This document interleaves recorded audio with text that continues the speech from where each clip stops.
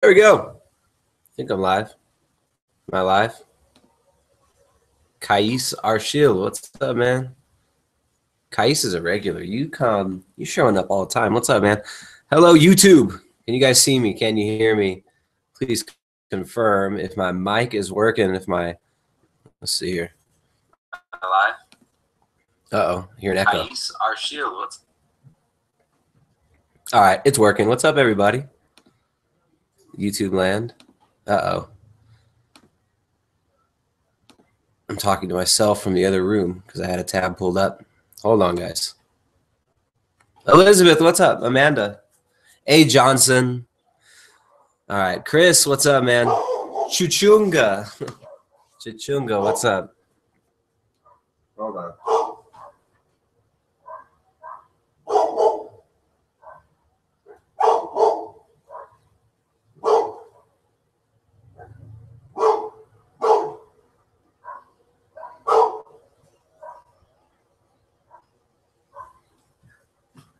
All right.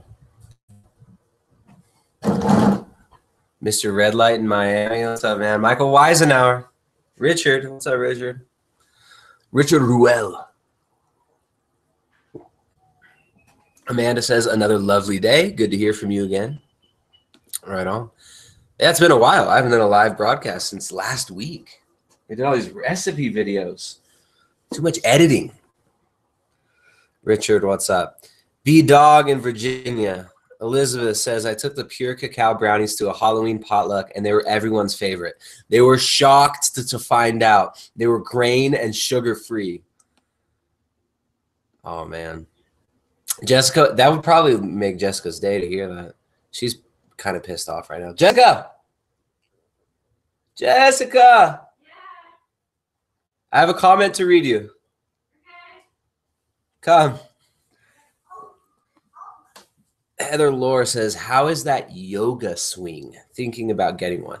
I don't call that a yoga swing. I don't really like the word yoga. The word yoga is so gross. It's like the grossest word to me now. You ever hang out with yoga people, like real yoga people? I think it's pronounced yoga. It's pronounced yoga. I'm going to do it in downward dog position. No, that's awesome. I call it like a suspension swing. I hang upside down in it. I love it. I use it for stretching. I use it all the time. No, but yoga pull-ups, isn't bad. Like inherently, swinging. we're not making the comment. There's nothing wrong with yoga. Yeah. It's just people who like yoga. No, I'm just kidding. This is when you get way too into yoga. You know what I'm talking about? Like everything has to be so energetic. Remember, we were in Santa Cruz before we came here. We lived in Santa Cruz before we came here. It was so smushy. We'd eat at Cafe. Crunchy. It was super smushy and crunchy. We'd eat at Cafe Gratitude. No, we did. Yoga. We liked it. Yoga people. Tell me what's the comment. But seriously though, it's like when your Kundalini starts rising. When I was 14 and my Kundalini started rising in gym class. All right. Yogurt swing. I prefer yogurt swing. Yogurt is somehow a less gross word than yoga. Isn't that right? You guys hear my cough? I've had kind of a cough this week. All right. Cafe entitlement. Cafe gratitude. That place actually had pretty good food back in the day. I don't know what they're doing now. Rose May Bud says, very happy to catch a live one. Again, Rosie May, Yorkshire, England. All right, so check this out. Let me read this to you. Jessica was really, we had a moment before this. You guys grumpy pants on. You guys know that feeling when you're about to do a YouTube live event. And everyone in the house is really grumpy and on edge, and this baby's crying. And you just finished making a recipe video. You guys know that feeling, right? They had to shoot. And you haven't slept in like a week because you got a baby gnawing on your titties all day. So yeah, Jessica was having one of those moments. And now maybe we can break that moment with this comment. I took the pure cacao brownies to a Halloween potluck, and they were everyone's favorite. They were shocked to find out they were grain and sugar-free. Everybody had an instant Kundalini awakening in a downward dog position. No, I added the last part. So yeah, how cool is that? So grain-free, gluten-free. It is amazing. There's no flour at all. That recipe is amazing. The recipe's really good. Again, that's the pure, what do you call it? Pure cacao brownie. Pure cacao brownies. And you can make those as cupcakes. You can make them as a cake. You can make them as brownies. They're really, really good. That's what's so. I mean, that's a great point. That other people will be so surprised that these these things are fooled you. And yeah, so you pulled one over on him. That's I was surprised. Yeah. I made a whole book of I'm like just constantly surprised. You can find so many good things on keto. Like it's not restrictive. Speaking of gnawing on your babies, here comes Ryder again.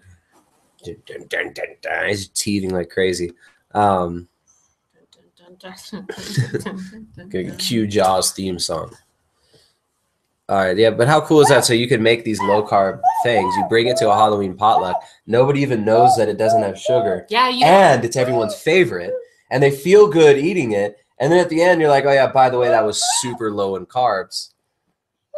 I'm really glad you did it's a good bridge. It's a really good bridge for people. And the holidays, rather than being like this time where, oh, we're going to get together and everyone's going to pressure me to get drunk and you know, everyone's going to be eating chips and watching football and I don't want to do that. Rather than that, it can be like a, you know, you focus on what's good. You focus on sharing your time with your family, with the people that you love. You don't focus on the food part of it, right? Because that's not the important part. The important part's hanging out with your friends. And if you're going to a potluck or something like that, you bring your own keto-friendly foods that you know you can eat. And it's always a nice bridge. Like, you don't have to, like, shove, you know, you obviously don't want to shove your diet in anyone's face. Like, oh, I eat a low-carb diet. No one really cares. If someone's asking about it, though, or if somebody tries your delicious, you know, brownie things that have no flour in it, no sugar, no anything, and they like it more than they like the wheat and soy or, you know, the whatever, junk food cake. Even gluten-free stuff. I mean, that uses like tapioca starches and bean flours sometimes, and those can be quite heavy. And super heavy. Digest them well, and you feel bloated. And Super you start heavy. farting over in the corner of the party, and you Right? feel uncomfortable. All right, I'm kind of full, but I want to show you guys some of the things that Jessica made today. They're so good. She made a carrot cake that was delicious. Amanda says the word yoga is gross. That is fantastic. Lost it. Yoga. It's pronounced yoga.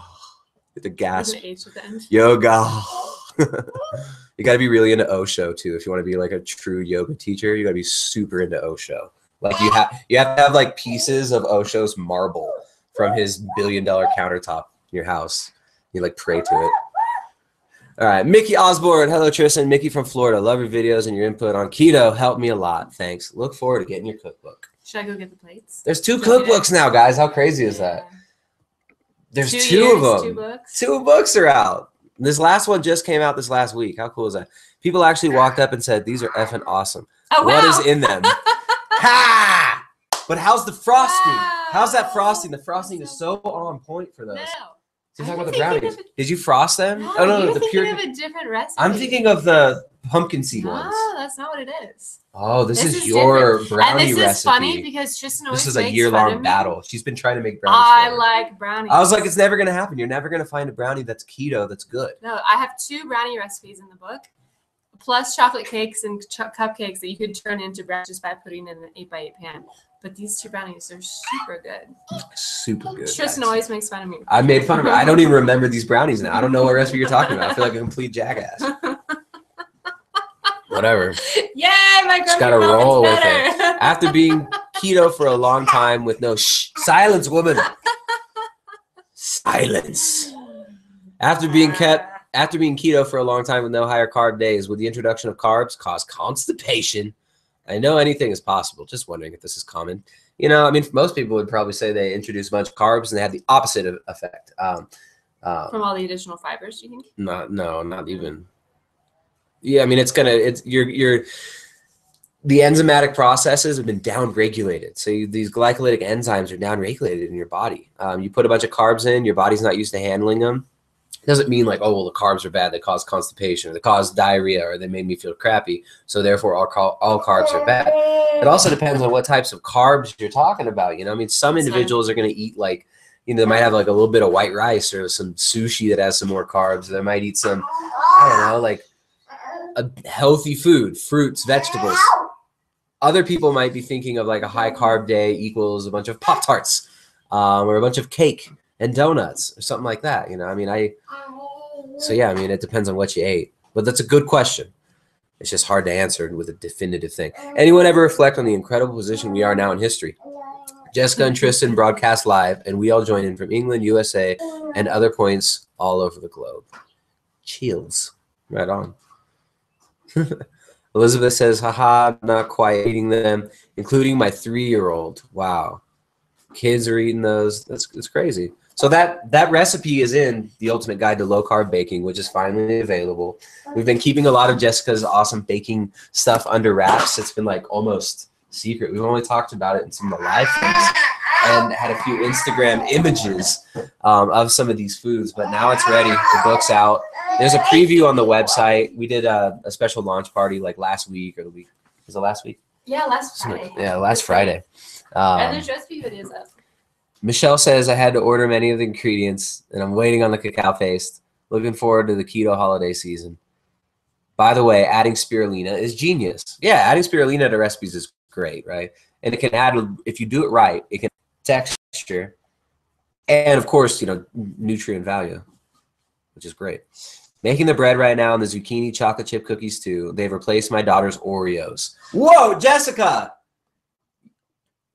That's so cool. That's so awesome. All right. Jessica, I got to tell Jessica. All right. She'll be back. Since Jessica's here, I've been doing keto for 6 months, and I just found out I'm pregnant for the 2nd time, which is great. But I'm a tiny bit worried. Should I add some fruit into my diet? Congratulations, Casey. You're pregnant. That's so cool. Yay!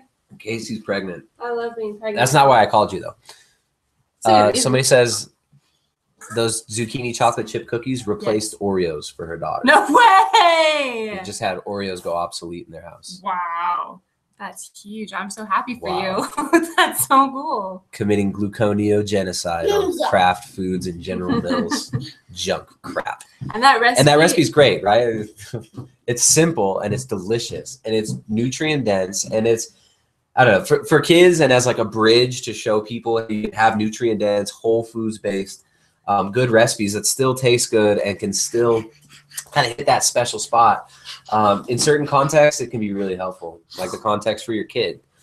That's awesome. We made a recipe video that's up now. And then this morning, we made a test recipe where we took out the cacao paste and added in cinnamon, a whole tablespoon, maybe a tablespoon and a half of cinnamon, and lower the sugar a little bit. And then you have this really nice. Sugar. We don't have sugar. I'm sorry. Okay, lower the erythritol. We use erythritol in it. Sweetener. It's the less sweetener, more cinnamon, and they were really, really good. Yeah. I think we even did more gelatin on that version too, which was delicious. So it's fun. Once you get that base, you can add around, mix and match different flavors.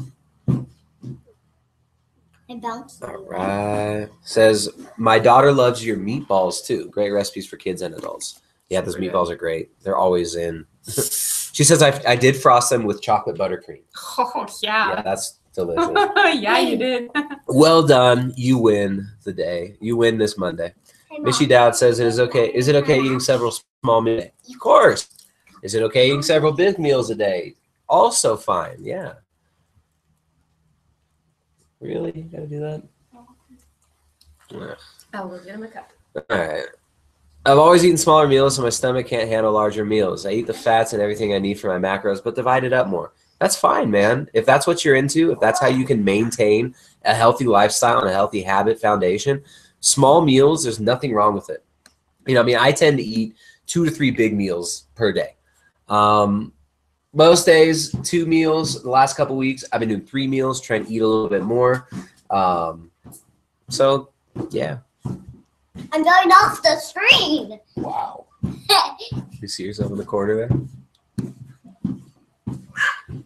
Right. Cat, what's up, Cat? Cat says, I need help. You need help. Oh, and as far as like the adding more fruit in if you're pregnant, you're gonna have to, you know, consult with your medical professional, consult with your doctor. We're not here to give medical advice or anything like that. Ryder wants some water. Here you go. It's squeaky. Okay. So we can't give medical advice. You're gonna have to consult your local medical professional. But Ariana, you're very distracting. Jessica was pregnant with Ryder on a ketogenic diet. She did include some more carbohydrates at times, which was mostly from like honey, and she was adding it to tea. There was a few times when she ate more fruit, but she was pretty much keto the entire pregnancy. as far as I know, there's no contraindications. I'm not saying you should do it or shouldn't do it, but yeah, I mean, that's just anecdotal evidence. Jessica, mostly keto for her whole pregnancy and breastfeeding, and happy, healthy, vibrant, alive, thriving baby walking around right now. Coming up, begging me for water. What's up, dude?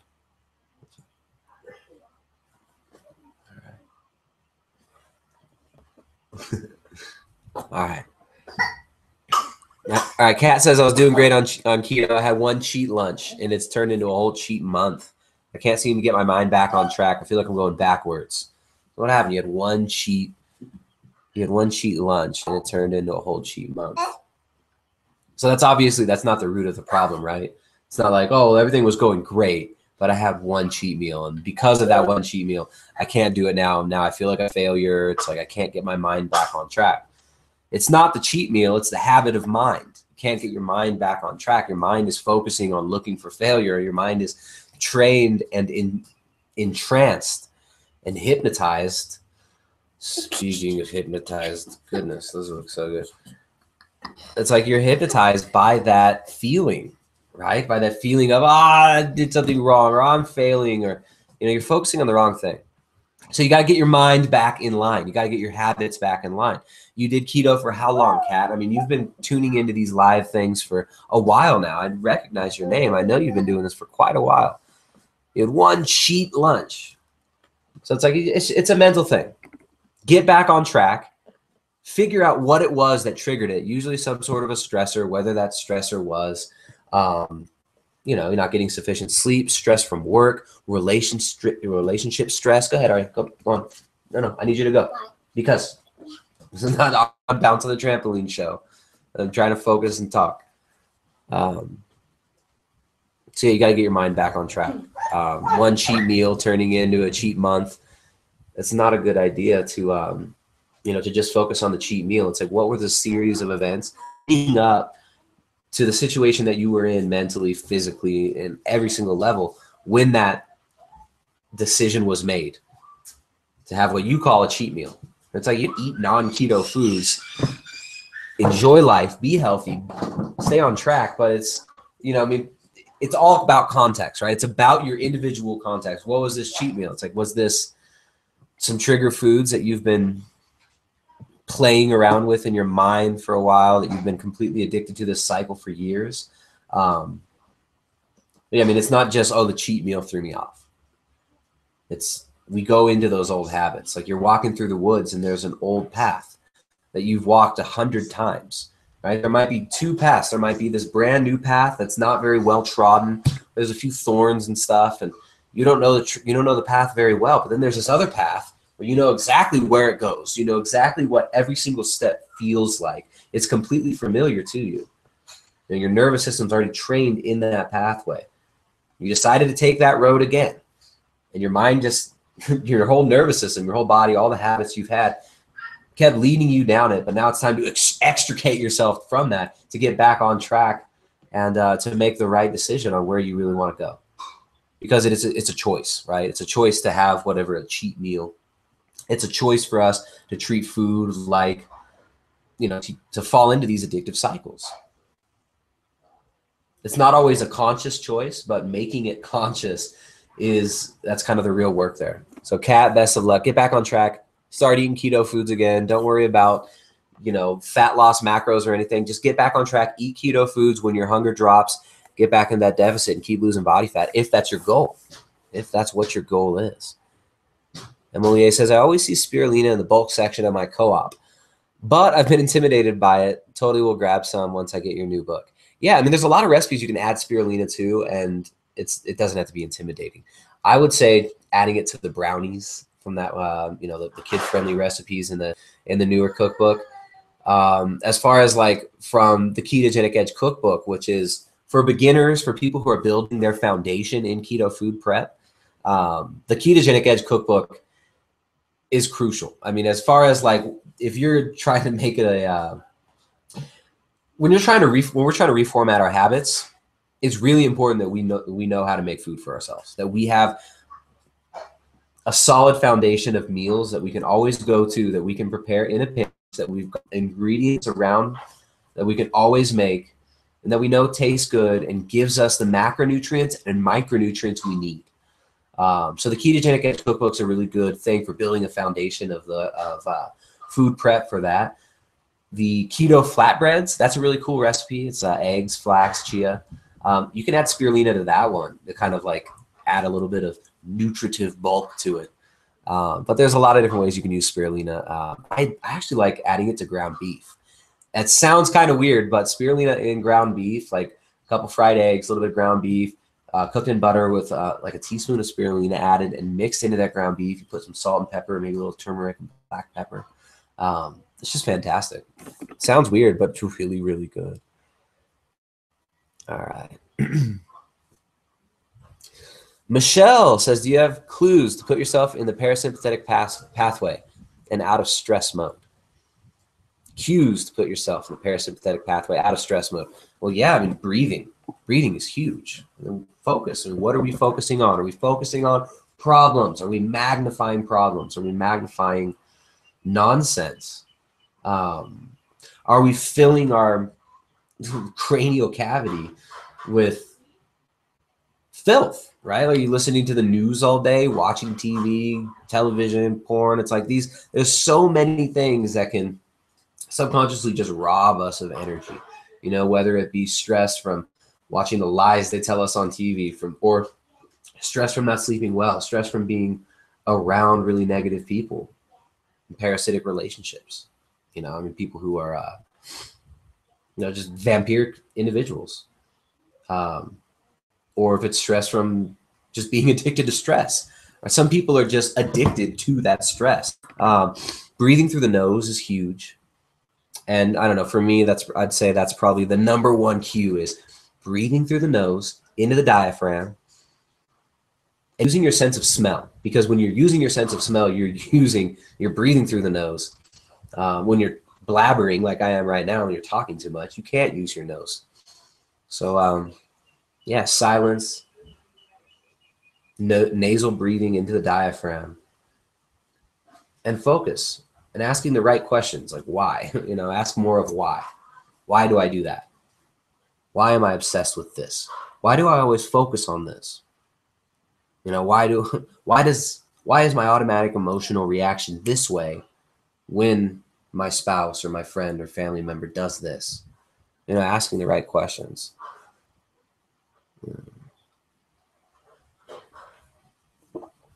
All right. Look at all these comments. This is crazy. All right. Started keto again, 9/14/17, and have only lost 8 inches and about 5 pounds. I did keto 18 years ago and lost so fast. All right. Laylee, you started keto 2 months ago and you've lost 8 inches. What do you mean 8 inches where? You lost 5 pounds. That's great. You use about 1 to 3 packs of Splenda. Yeah, look, I don't know if Splenda's not gonna push you over the edge and make you lose or gain body fat in absence of more or less energy input, meaning how much food we put in our body. So energy input matters, meaning, you know, the calories we eat do matter. On a ketogenic diet, the deficit is going to come from fat because that's your energy source, right? We're not eating a lot of carbs. On a ketogenic diet for fat loss, we want to be burning body fat. So when we're making our macros, when we're making our meals, the most important macro to eat when you're going for fat loss is not fat. It's not Splenda. The most important macro to eat is protein. It's the most satiating macronutrient. It makes you not hungry. So make sure to get your protein in. About 0.8 grams per pound of your lean body mass is sufficient protein for most everybody. So get your protein in. Fat is going to create your deficit, meaning the more fat you put on your plate, the less fat you'll burn from your body. And the less fat you put on your plate, the more fat you'll burn from your body. So you want to burn body fat? That means don't hyper-focus on dietary fat.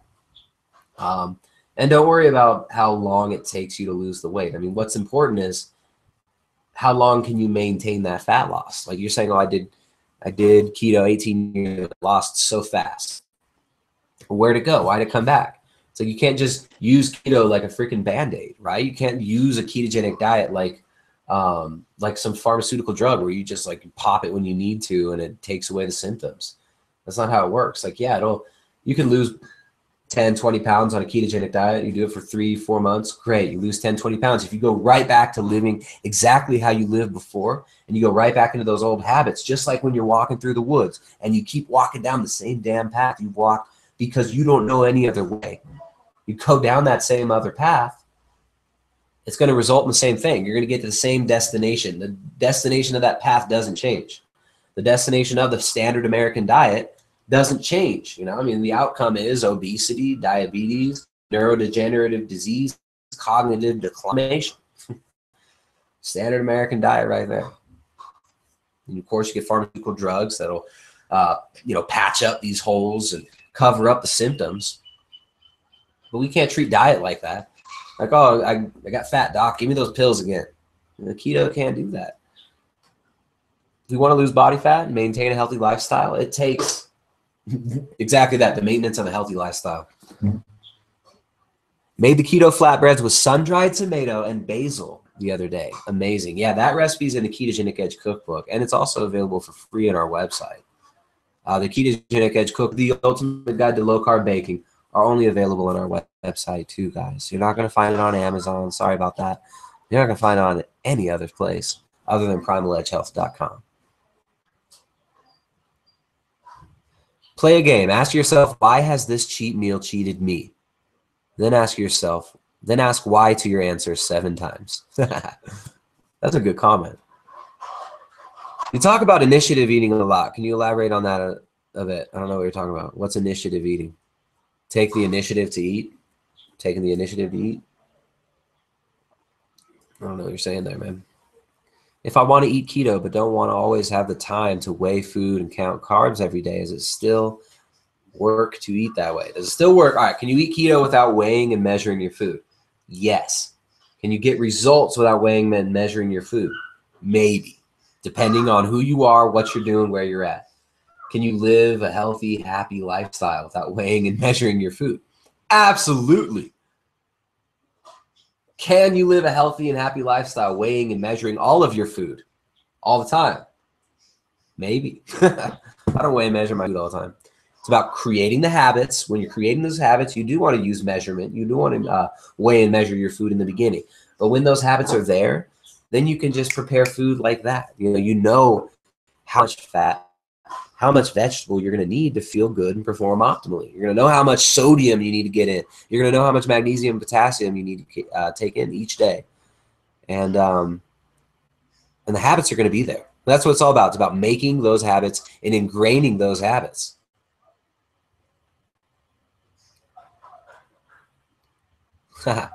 Elizabeth says they're a hit in my house too. I had to make 3 dozen cookies this weekend due to the kids and guests eating them all. Wait, the cookies or the brownies? That's cool. All right. I need your cookbook from the sounds of interest, and you don't need it. There's loads of recipes on our website for free. There's loads of recipes on our YouTube channel for free. If you like it, go get the cookbook. Nick says, where do you live? I live in Ecuador, my friend. La Cordillera de los Andes del Ecuador. En un parroquial muy pequeño.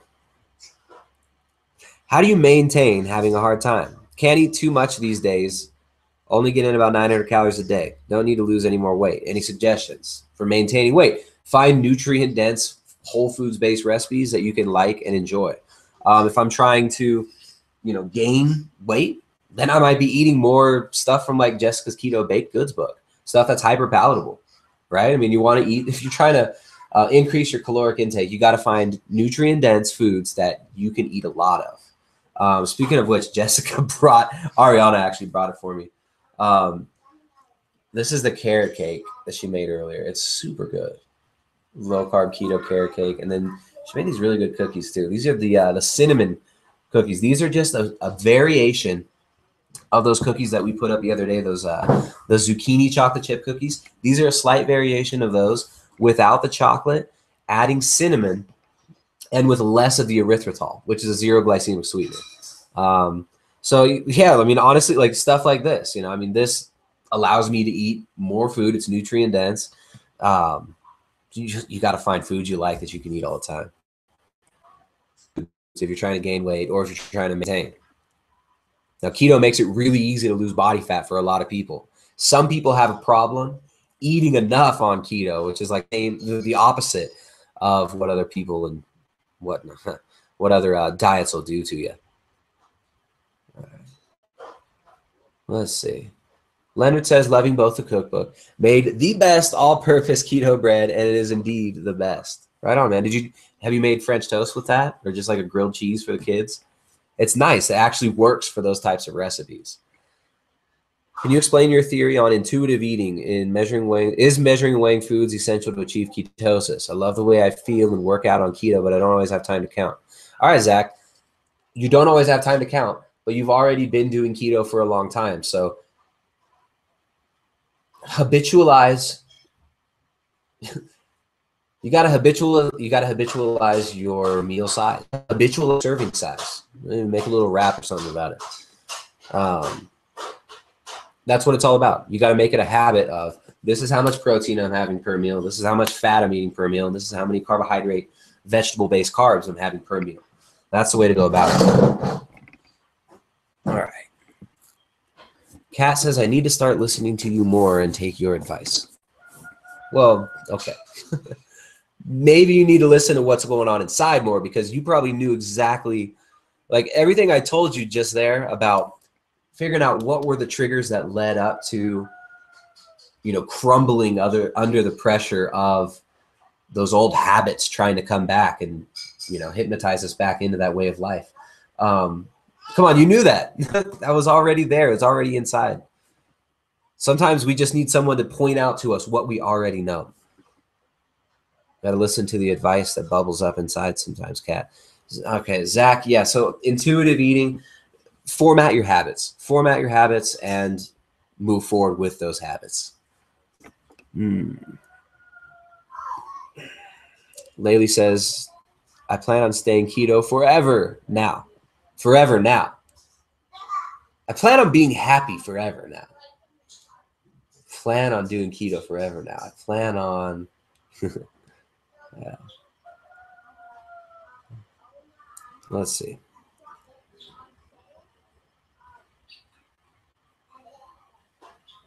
Finding Emily says, wow, that cake looks amazing. It's really, really good. Yeah, we're going to edit a video of it today. I'm going to eat some right now. It's really nice. Check it out. Very moist, but it's moist, but it's not like soggy,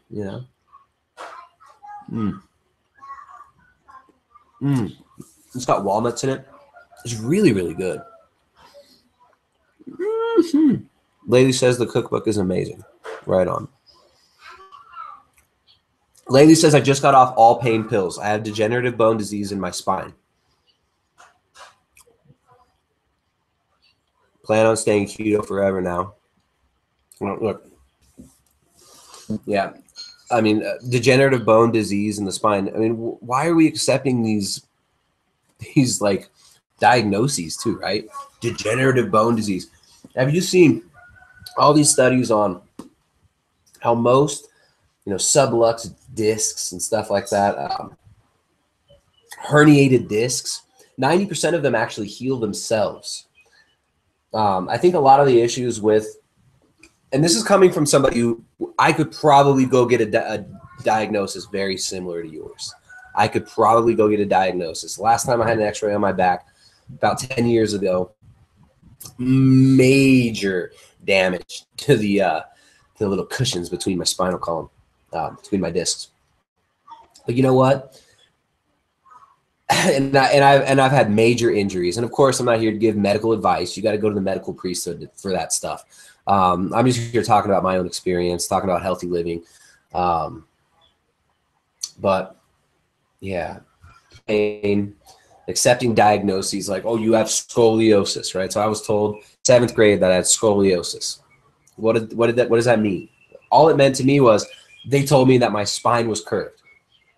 After that, I started experiencing subjective back pain. Before that, I didn't really notice it that much. Like thinking back, I used to feel like in my lower back riding my bike a little bit. Like I would sometimes get sore like my tailbone on one side.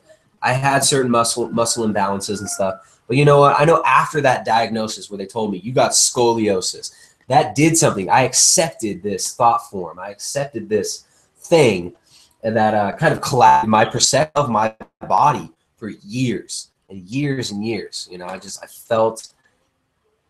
allowed it in. I allowed the diagnosis to placebo affect me into even more pain than I was in before. And I'm sure this happened. And then I had certain other injuries and stuff, and I had legitimate pain after. But you know what?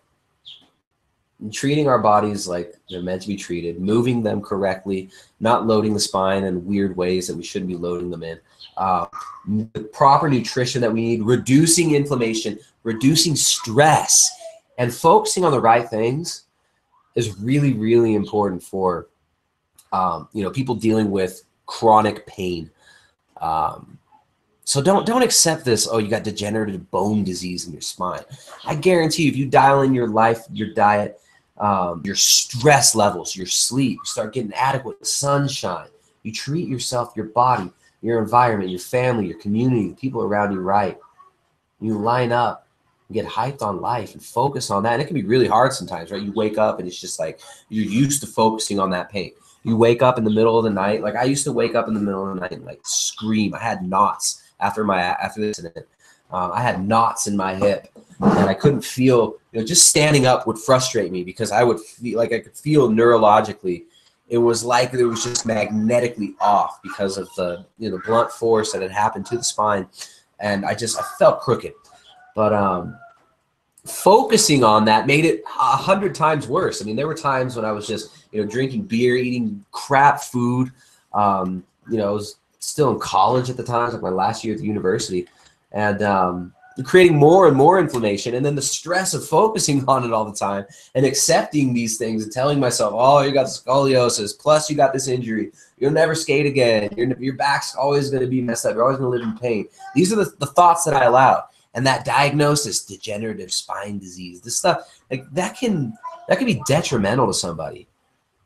Of course, I'm not giving you medical advice or whatever, but it's like, got to be careful of what we accept, the diagnoses we accept, because we can placebo and nocebo ourselves into disease just by accepting other people's nonsense. We live in a world of matter, but this world of matter is made by language.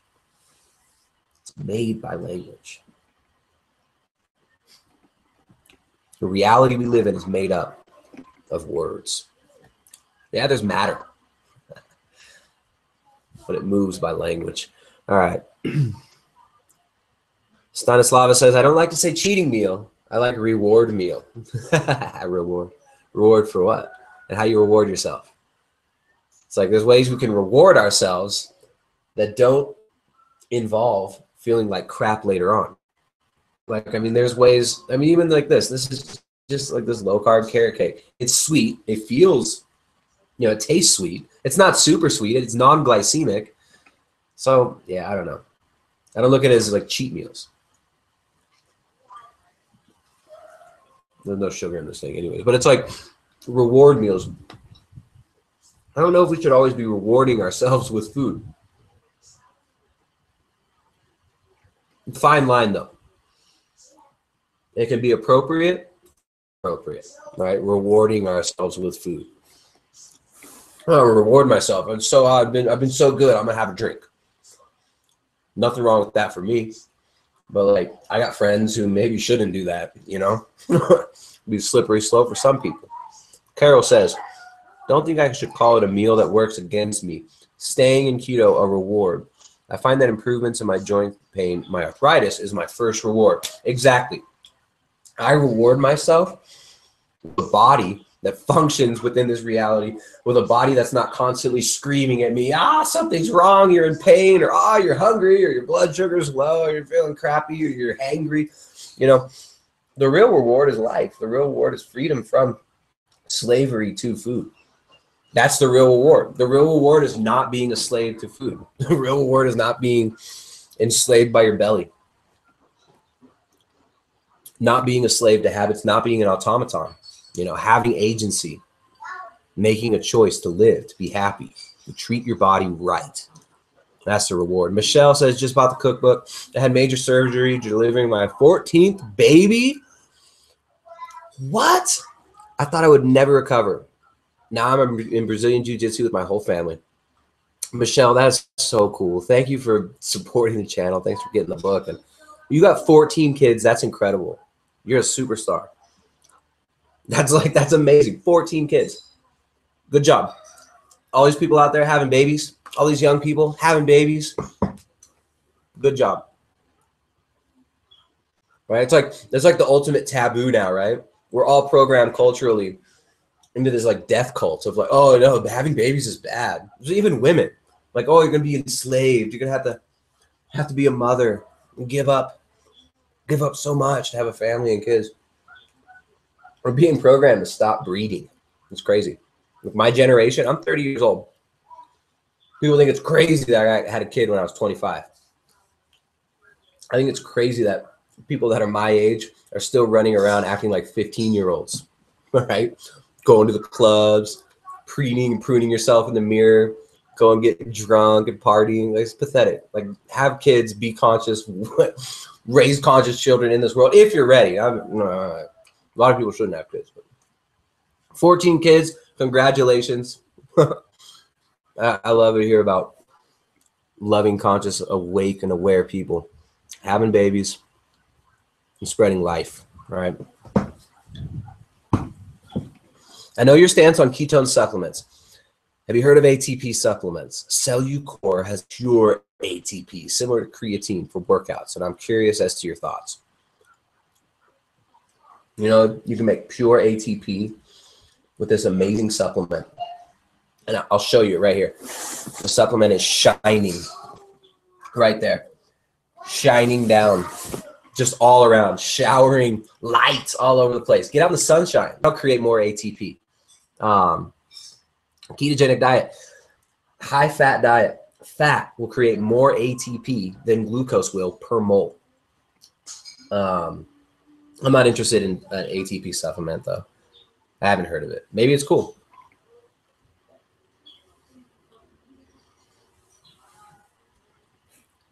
Deborah says, just wanted to say hi and shout out to the family. Beautiful cookbook. Thank you. Hello, Deborah. Thanks for joining in. All right. I'm distracted by it. It's the last bite, guys. I'm not just going to sit here and pig out in front of you the whole time. Well, this recipe, this one, we're going to put up a recipe video for this one. It's really good. It's a low-carb carrot cake. It doesn't even need frosting. You know, we put some, just some heavy whipped cream on top of it with lemon zest and lemon zest and lemon peel. Really, really good. But I don't know, it doesn't even need it. It's really good plain. It travels well too. It's light.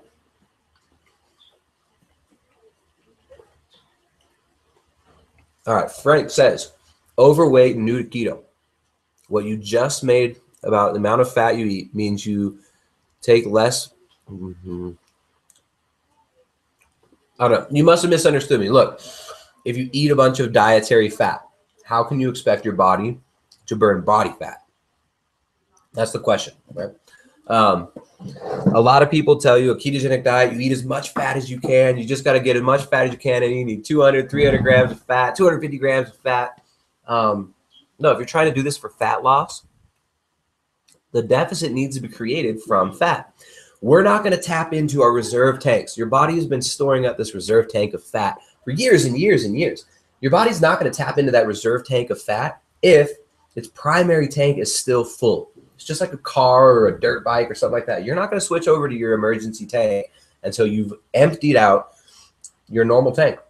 So dietary fat in the context of a ketogenic diet for fat loss is what you use to create a deficit. So the less fat you put on your plate means you'll burn more fat off of your body. The more fat you put on your plate means you'll burn less fat from your body. I don't know if I switched them earlier. Maybe I said it wrong. Maybe my mind slipped out from under me and I said it wrong, but yeah, that's the concept. Michelle says, lately I was diagnosed with the same issue and went the traditional route of treatment for years and then said enough and have healed myself since then. Healthy living in keto has changed my life. Wow. Thanks for the comment, Michelle. I'm not sure what you're responding to. Maybe was it Laylee who was having back pain, who was diagnosed with a degenerative spinal condition? Elizabeth said, I had guests for a week at Halloween parties. I stuck to keto and made sure to bring food we could eat. Big turning point for me. Normally, I would just say, I'll cheat and get back to it later. Yeah, that's a big one, right?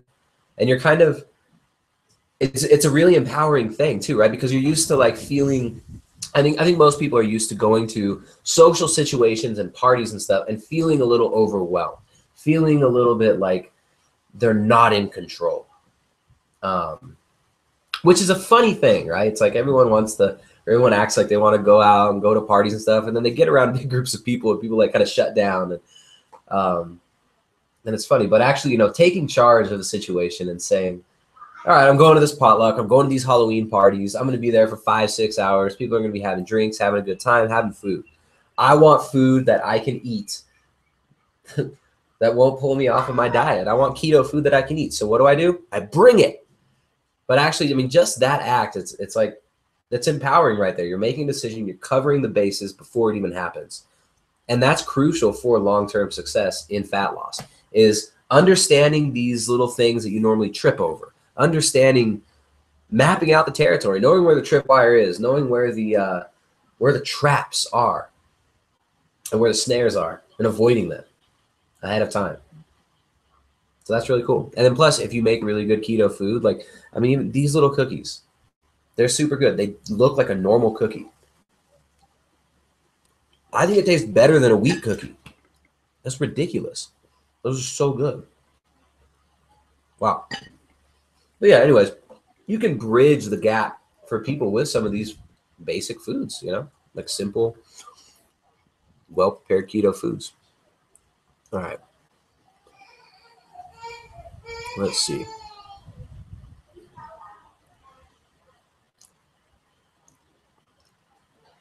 All right. Frank says, new to keto. The comment you just made on fat eaten will not be taken from the body. Should I be lowering my fat intake for now as well as carbs? I don't know. It's about context, man. Everybody's looking. All right. First of all, anybody who's new to this, who's just getting into keto, I hope my mic works. I'm getting some wind. If you're new to keto,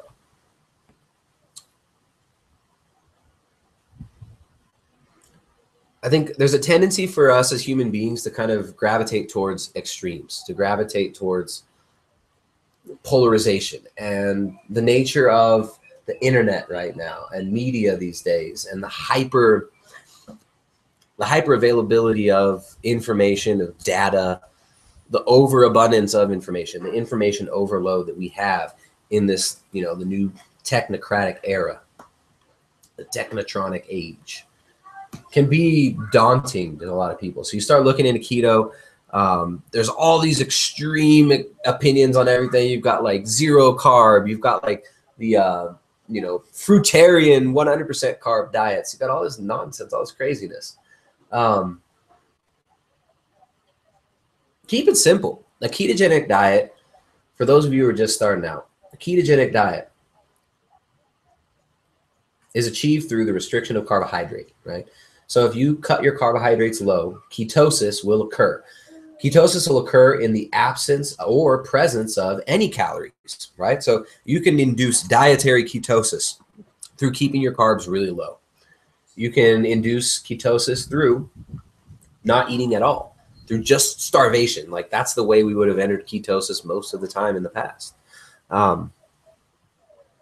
So ketosis is achieved through carbohydrate restriction, not through dietary fat elevation.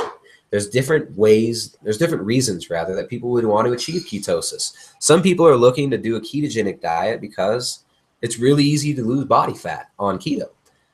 If that's you and you're trying to lose body fat, yeah, you don't want to eat as much dietary fat as you possibly can. You are going to want to, at some point, you're going to need to restrict dietary fat intake in order to burn body fat.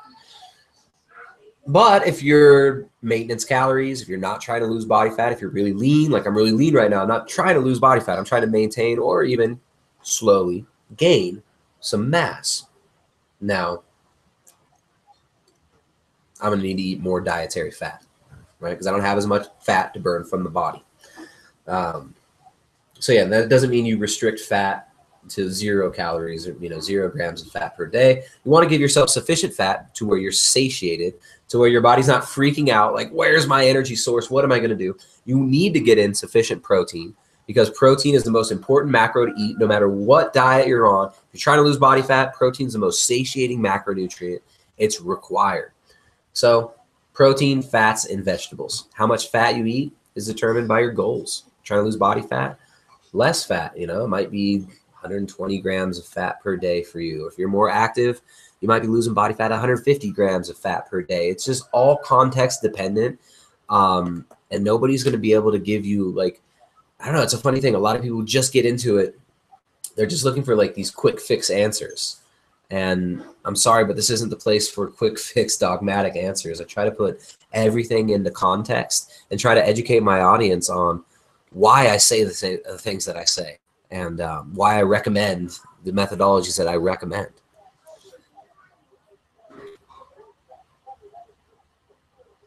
Okay. One of the reasons I really like your channel, I consider you old school keto, not so much fat like the new trends.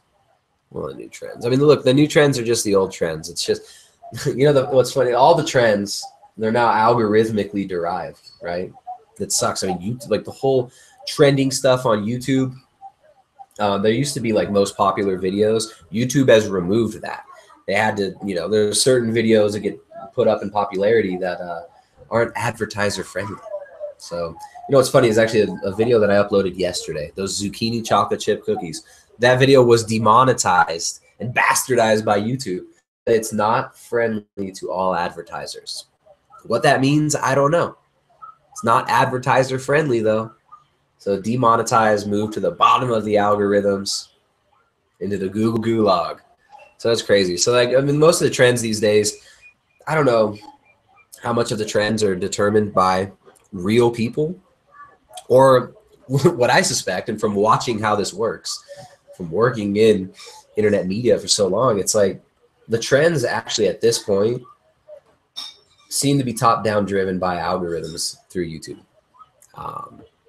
But it's hard to even tell what trends are real and what are just algorithmically, driven by the AI. Strange time, right? Frank Gliha says overweight, new to keto. Oh wait, I already read this one. Frank, I hope that helps, man. Carol says I'll be 64 tomorrow. Have not been able to make a fist for a decade. Now I can, and it doesn't hurt. Overall inflammation is way down. That's amazing. And my grandmother, she has had really bad arthritis, rheumatoid arthritis for a long time. I remember when I was a kid, every once in a while her fingers would all get so swollen, and she wore a lot of rings. But she couldn't take rings off. Like she had times where rings had to get sawed off of her hands. And she doesn't even do a ketogenic diet. She does she doesn't even do a ketogenic diet. She does more of a paleo, whole foods, lower carb diet. It's just a low carb diet. And she's decreased her medication by like 90%. It's ridiculous. Michelle says just bought the cookbook. Oh, I saw that. Islam says, Tristan, how do you deal with problems? Diet-wise, health-wise, life-wise, work-wise, family-wise. How do I deal with problems? Islam, how do you deal with problems? Diet-wise, health-wise, life-wise, work-wise, family-wise. How do you deal with problems? Well, all right. I should start wrapping this up. I'm mouth breathing too much. I need to breathe through my nose, guys. Got a killer of a job. Can be in a car up to 13 hours a day. Find it hard to get my head around meals with this diet on the move. Would love to try it. Yeah, Tommy, if you're a truck driver, if you're out on the road a lot, eating any healthy diet can be really difficult. But hey, Ariel's here. What's up, Ariel? How are you, Ariel? Shoot me an email. I think I emailed you last week. All right. So yeah, I mean, truck drivers, people on the road, eating keto, as far as like travel foods go, keto is the easiest diet to travel. I'm not just saying that because I prefer a ketogenic diet, because I do it. It actually is the easiest diet to travel. I mean, no matter where you go, you can get an omelet in a diner. No matter where you go, you can get a steak, you can get a piece of fish, you can get a protein-based meal.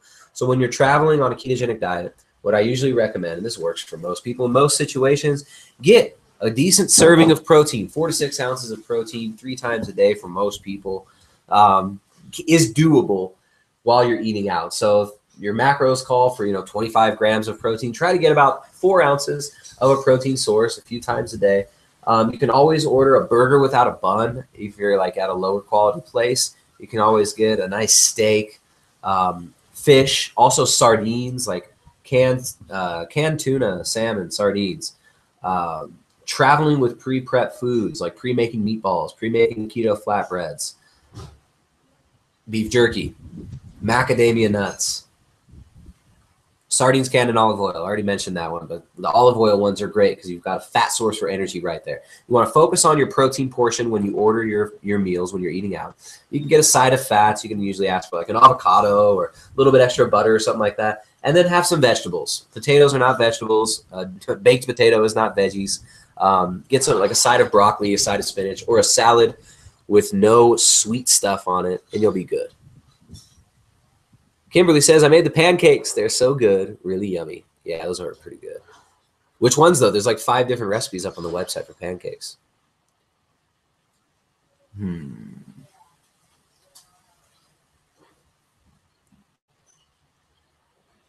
Shaquille, I don't know, but you're asking me how long to get into ketosis. That's the wrong question. So Shaquille says, I'm not keto adapted yet. First of all, how do you know that? What does keto adapted mean to you? What gurus have you been listening to? It sounds like you're confused, confounded, and frustrated. So you're in a highly profitable state for the gurus who've confused, confounded, and frustrated you. Sucks for you. Good for people trying to sell you a bunch of crap, right? Oh, you got to buy my meal plan. Oh, you got to buy my exogenous ketones. Shaquille says this. He says, I'm not keto adapted yet. Have been in ketosis, though. Just been feeling really bad on this low calorie and protein meal plan. So it's low protein. I get to eat 2 times a day and it kills me. I binged. How long for ketosis? Well, ketosis can be achieved within 24 hours if you didn't eat anything. If you restricted food and water, be in ketosis real quick. But you're going for long-term results. You're going for long-term habit formation. Macros, first of all, protein. Get sufficient protein. If you don't think you're getting enough protein in, you're probably not. So I'd say, first of all, look at your protein. 0.8 grams per pound of your lean body mass in protein. No less, no more required. Eat 3 meals a day. Eat first thing in the morning. Go outside, expose yourself to natural light, get the nitric oxide production up. Expose yourself to the natural red light around you through that sun in the morning. Set your leptin levels by eating a meal within 1 hour of waking up to drop your cortisol and increase leptin levels, meaning you're not going to be hungry for the rest of the day. Get sufficient protein in, 0.8 grams per pound of lean body mass. Keep your carbs low, 20 to 30 grams net carb max.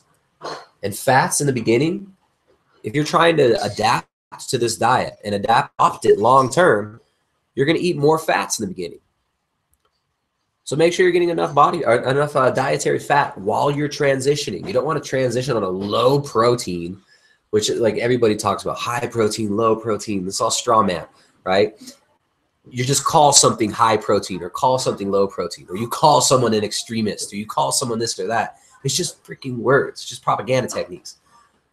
So it's like you got to define low protein or high protein. Most people are eating low protein on keto. They're being led down a line of fearing protein, when protein is in fact the most important macro to eat on a ketogenic diet, because if you got body fat to burn, you can burn that body fat for energy. But Shaquille, in the very beginning diet, you want more dietary fat. So don't go into a big deficit in the beginning. Eat at around maintenance calories, then induce your deficit after a couple weeks when your hunger drops.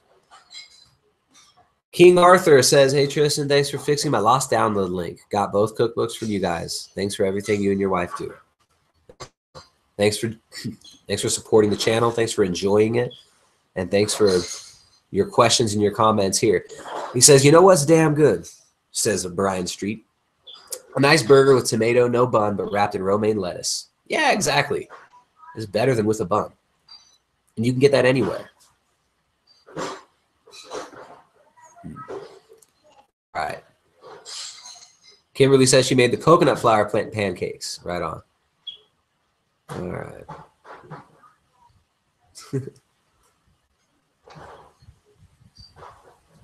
Ariel Sanford says, I got your newest book. All I can say is wow. Yeah, it's pretty awesome, right? This is a modified recipe from it.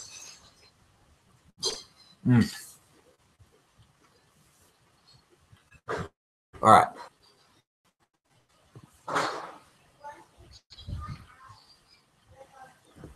Eslam says, what happens to Uber / taxi drivers / truck drivers and delivery drivers when automation takes over? You've already been told this. Haven't you read all these publications like Wired Magazine, New York Times, LA Times? They're telling you what happens.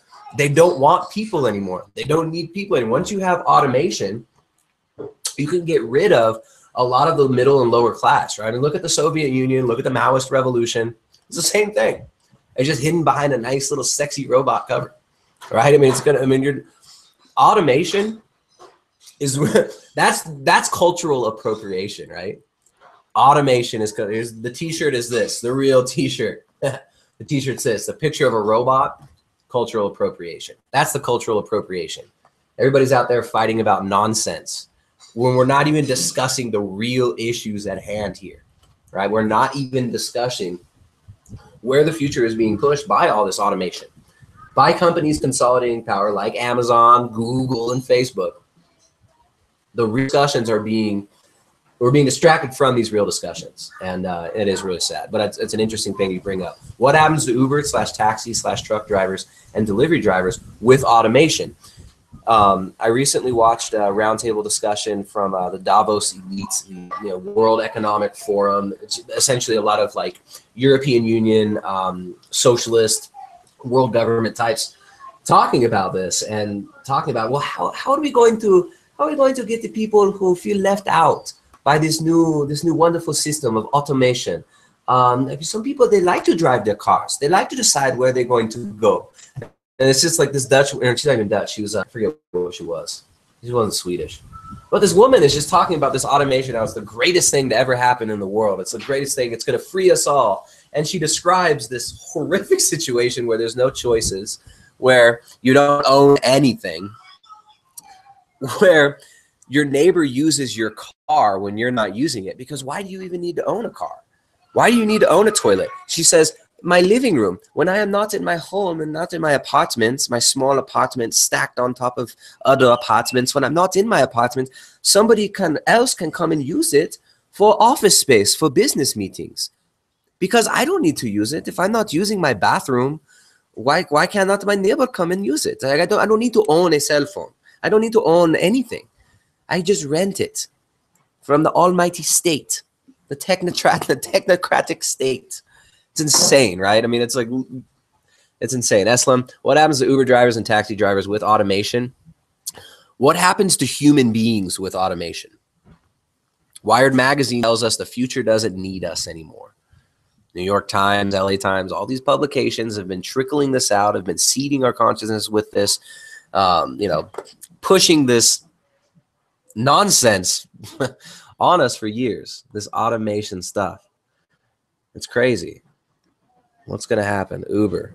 I mean, you've already got self-driving cars. Individuals talking about how we shouldn't have the right to drive anymore, right? That's not our decision. We shouldn't be able to drive, to freely travel, to freely, transport ourselves, to move freely throughout space. So, that seems to be the plan as far as that goes. All right. Ariel Sanford says, automation equals obese America.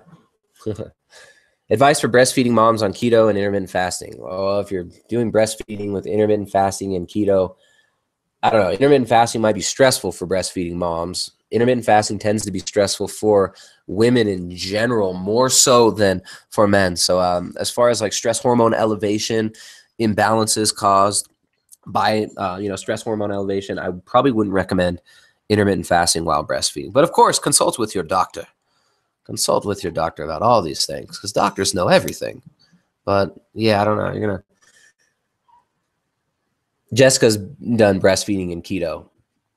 loads of fat-soluble vitamins. I mean, get those fat-soluble vitamins in. DHA, EPA, fish, seafood, saturated fats, high-quality stuff. Heather Laura says, automation will increase the poor.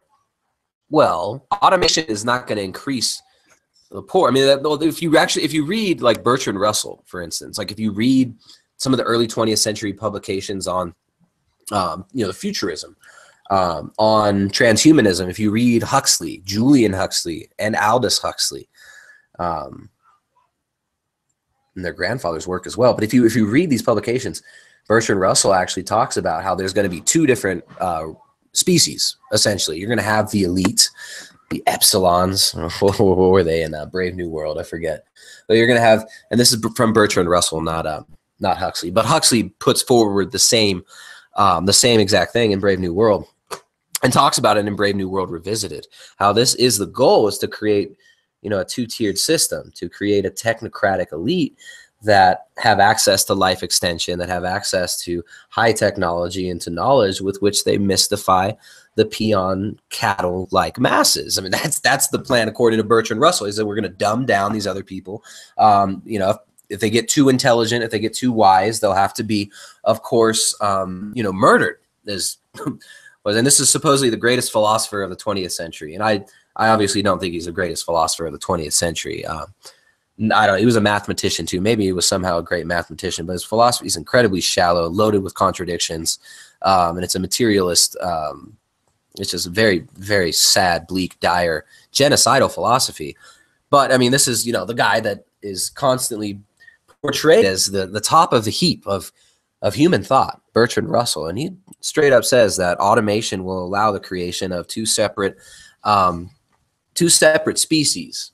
You'll have the dumbed down cattle-like masses who will be needed less and less through automation, and will eventually, not be needed at all. And then you have the elite who get to, reap the benefits of automation. And, of course, it would have to be sold to the public like, oh, you're building this. Everyone gets the benefit from life extension. We're all going to go to the stars. We're all going here. We're all going to live forever, right? Surely you shall not die. You shall be as gods.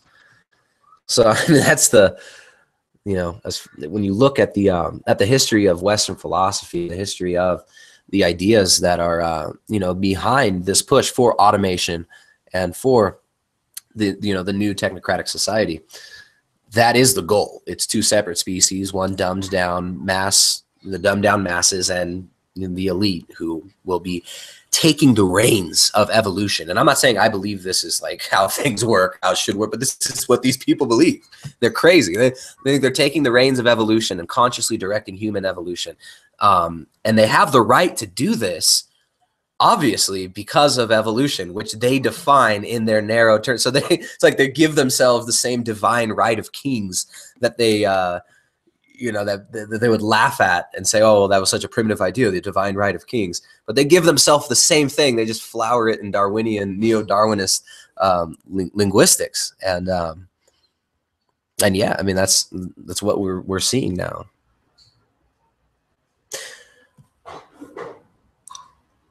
Genetic flaws. And that's when you read Brave is, right? It's like you have the lowered people. They're all born from test tubes. Nobody's allowed to procreate or breed anymore. Sex is purely sex is masturbation in Brave New World, right? It's like you get drugs and you get sex. So you take your soma, you go on your vacation. You get to, the lower classes are not able to breed, but they're able to have sex. Very, very interesting. And it's funny because it's very relevant, because we actually just saw the first Saudi Arabia in this huge, weird PR stunt, this strange ritual, gave a robot honorary citizenship. They made a robot. And I think that this is, when you actually look at the technology behind this robot, who they named, of course, Sophia, which is the goddess of wisdom. So man giving birth to Sophia, empowering Sophia to destroy man. It's this twisted backwards, weird thing, man. But yeah, the Sophia robot thing was given honorary citizenship by Saudi Arabia. And it's like, oh, that's so cute. That's so funny. Oh, they gave it citizenship. It's so silly. Do you understand what that means? If you can give a machine citizenship, you give machine rights like that. I mean, it's crazy. It's like, so what if I go out and I just make an army of robots and I give them all citizenship here in Ecuador?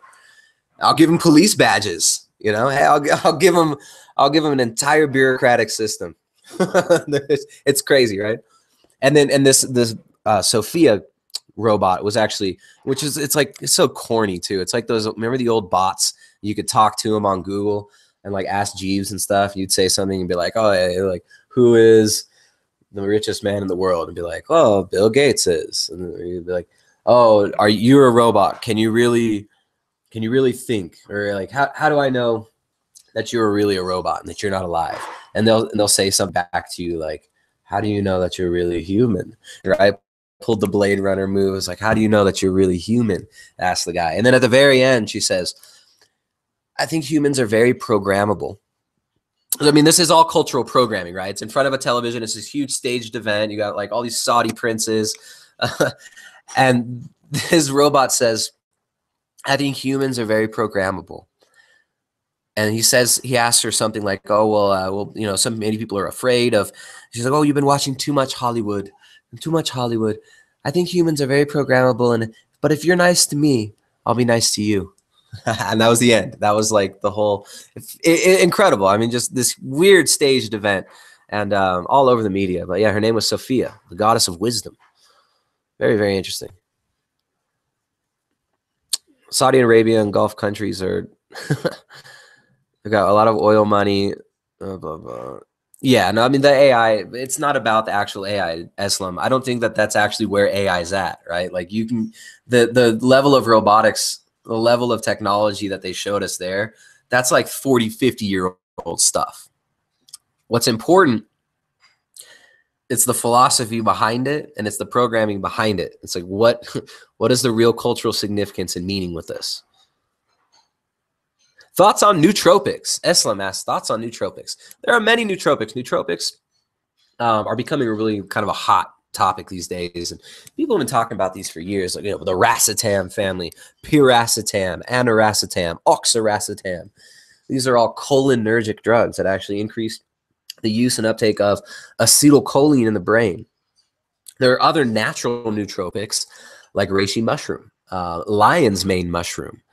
So yeah, I mean, these can be useful as far as like safety. I think sticking with the natural botanicals is usually what I try and do, although it seems like piracetam is generally safe. I've tried it, enjoy it, don't take it all the time.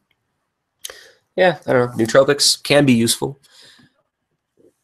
Whatever floats your boat, you know. I mean, you know, it's funny now. You have like Silicon Valley is really into microdosing of LSD. The first time I heard the word nootropic was 2005. Be a total hipster here. I knew about nootropics in 2005. I had a friend who was telling me he was microdosing LSD in 2005 at in the university, and very, very. Yeah, it's funny because I remember he told me, he's like, I'm taking like 10 micrograms per day of LSD to go to class and stuff. And it helps me to focus and retain information. It helps me make connections. And I was just like, wow, that's, you know, I mean, I had at the time, of course, like used lots of different substances and varying amounts, but I'd never tried LSD until he told me about that back in 2005. So people have been using different substances as nootropics for a long time. You know, the dose makes the toxin in most things. Modafinil, says Eslam. I'm not into modafinil. I mean, that definitely has loads of side effects. You know, I mean, these other nootropics, these pharmaceuticals like Ritalin and stuff like that. I'm not big into, you know, supporting pharmaceutical companies with shady histories and shady intentions. I'm not really into supporting them. But, hey, you know, if it works for you, you're not getting negative stuff there, that's fine. Neodog says, Obsolete is a great documentary to check out covering this subject. It's by Truth Stream Media. Oh, you're talking about automation. Automation. Yeah. So I've not seen that documentary. I'm aware of their channel. I met Aaron in 2008. when he was in the middle of losing a bunch of weight. Pretty cool, right? All right. Brian Street says, just checked, Obsolete is on YouTube. Yeah, I'll have to check out that documentary as well. I've seen their channel and seen, and I met Aaron very briefly in Santa Cruz in 2008, and he seemed like a nice kid. It's a trip how long it's been. Ariel's lost 18 pounds. That's so crazy. Congratulations, Ariel. And that's only in like, is that less than a month? That's absurd. How's your hunger, Ariel? Ariel's actually a current client of mine. That's why I kind of know her situation better. Genetic Flotsam says, Ritalin was terrible for me, and I was prescribed it after a performance test. No physical testing required to approve me taking hard drugs. Yeah, right, performance test. So you go into a performance test, you're a little bit slow, you're a little bit low on sleep. Maybe you work a job that you don't like. Maybe you're sitting in class learning about stuff you don't care about from people who don't care about what they're teaching you about. And yeah, I remember my brother was diagnosed with ADD and given that stuff, the what's it called? The Ritalin. So yeah, not a big fan of the Ritalin. But it's, you know, it's insane culturally just how popular Ritalin is these days, even among, you know, like working class people. When I was growing up, it was like, you know, you knew that, well, I guess I only knew kids, but like college kids and high school kids used to mess around with Ritalin. But now we're all adults. So maybe it's just the coming of age of this drugged and Disney-fied generation. But man, it's amazing how popular Ritalin is just among like middle class, working class, like, you know, average people. Like what is an average person these days? I don't even know what that is. I don't talk to them. I surround myself with superb people. Surround myself with awesome people. With people who have a life. And with people who want more life, right? We can't just surround ourselves with people to grasp at and try to climb up because they've got something we want, right? Like the lower level animalistic desires of, you know, ascending the social hierarchy, but it's about climbing something else. It's about climbing up towards truth, towards real reality, towards acceptance of what is, of what we are, of what our place in this reality is. Yeah, it's not about climbing up some social ladder, about clawing our way up some shitty ass ladder to sit on top of a big steaming pile of rubble. That's not real ascendance, right? It's about life. It's about picking people up as we climb up with them, about elevating everything around us, about elevating this experience. It's about serving something greater than ourselves, isn't it? All right. Tora says, I got something to say about love. What do you got to say about love? Tora says, I gave up keto last week. I had to dive into this pasta. We'll try long-term fasting. I'm not even going to get into that. So you tried keto, didn't work. Now you want to do fasting. Come on, like you got to get perspective. You tried keto and it didn't work because it felt too restrictive. So you're going to restrict everything in a completely restrictive lifestyle thing. Like fasting is not going to give you long-term results. I'm sorry. I'm really sorry. Fasting long-term solution to fat loss it's not. It is not that. Heather says, I avoid average. They seem boring. I'm drawn to awesomeness. But what is average now, right?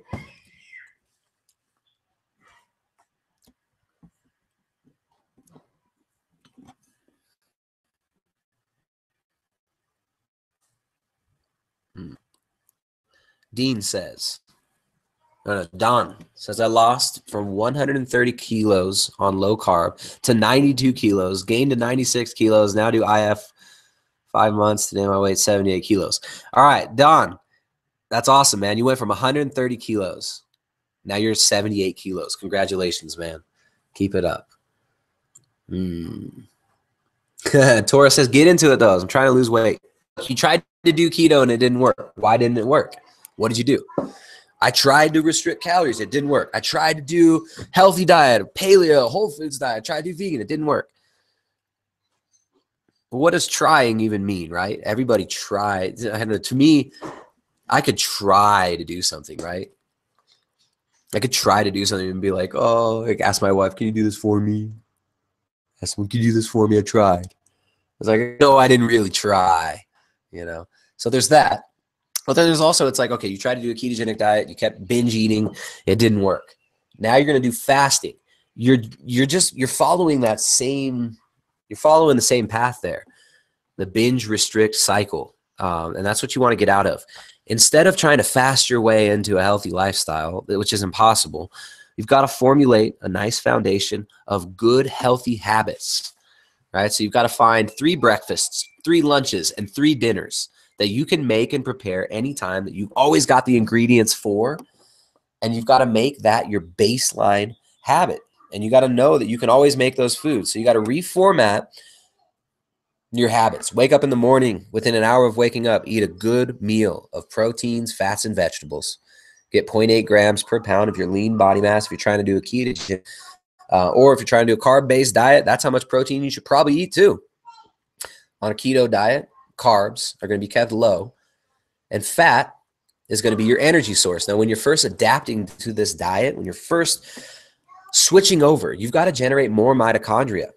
You're going to have sugar cravings. You're going to have like 2 to 3 days at least of not feeling optimal and of feeling like gnawing on your door. But it's actually not that bad if you make sure to get in enough magnesium, sodium, and potassium. So for most individuals, like 7,000 milligrams of sodium, meaning take 3 teaspoons of salt per day. 3 teaspoons of salt per day for most individuals will get you what you need on sodium. Magnesium, I usually recommend, for magnesium, I usually recommend supplementing it. I use magnesium glycinate, 400 milligrams 2 times daily. Get potassium from foods like spinach, avocados, pumpkin seeds, leafy green vegetables. That's the diet. Keep it simple. Make nutrient-dense, whole foods-based meals. Once your hunger drops, and listen to me here, once your hunger drops, not in the very beginning, don't just start out in a huge deficit. Get enough protein. Shoot, even eat fat to satiety for the first week or so. But you have to understand that that's not what's going to make you lose weight, eating a bunch of fat. Once your hunger drops, then you pull back calories from the fat on the plate and you burn more body fat. All right.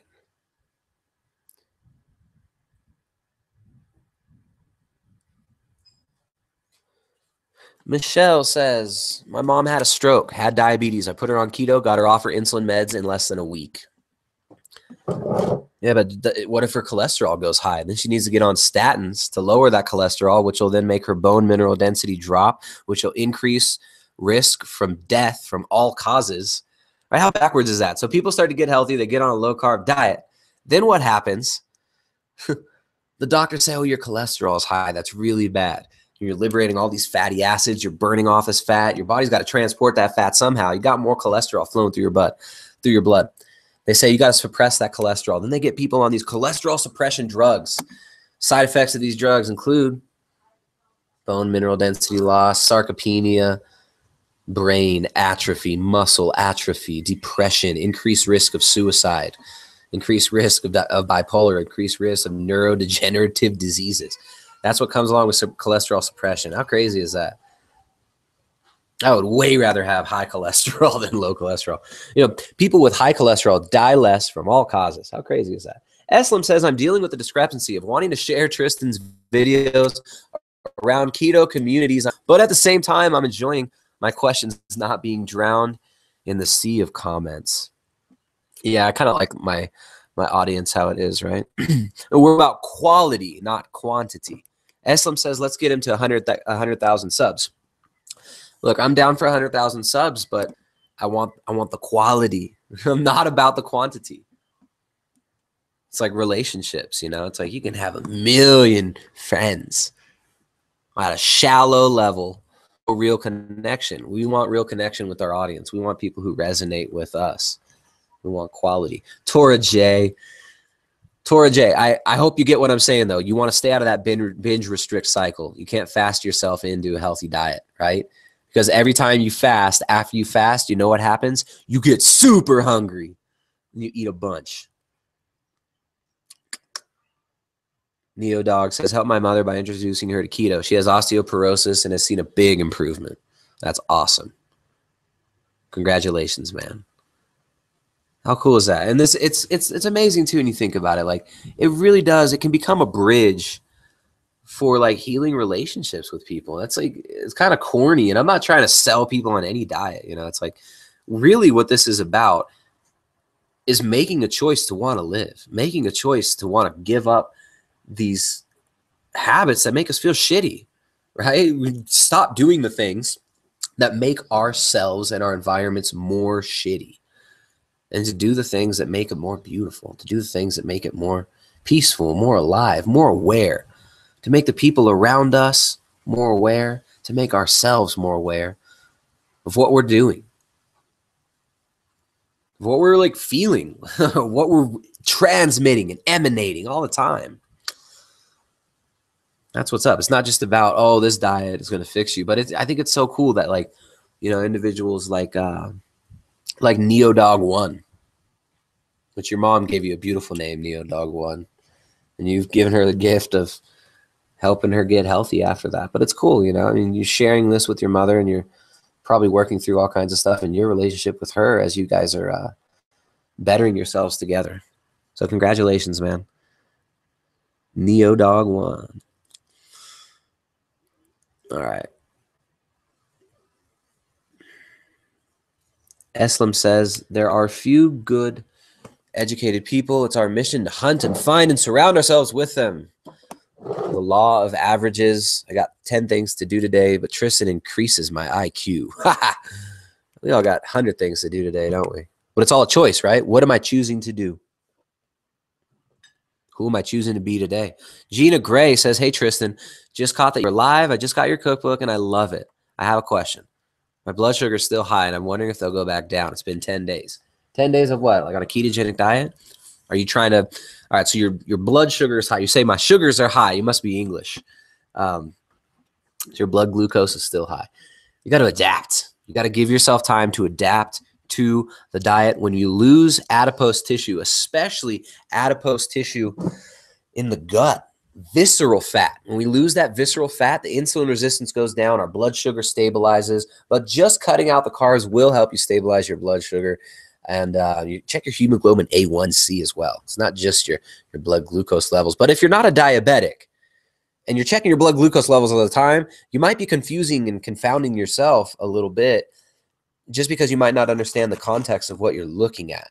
So if you're not a diabetic and you're just doing this for fat loss and for health, keep your carbs low, move your body throughout the day, keep your stress low, sleep well, live life, love your neighbor. You'll be good. All right. Quality subs, Eslam. Yeah, that's what's up. He says, rejoice, we are the elites. The elite. Isn't that funny? Everybody wants to feel like they're part of some like elite thing, right? So that's a big part of the internet marketing. It's funny. It's like all the true aspirations of man, the higher aspirations, all the beautiful things about us can be so quickly twisted and marketed to the lowest common denominator of us. Right? It's like they take that, you know, people take the, you look at like the history of propaganda, Edward Bernays, public relations.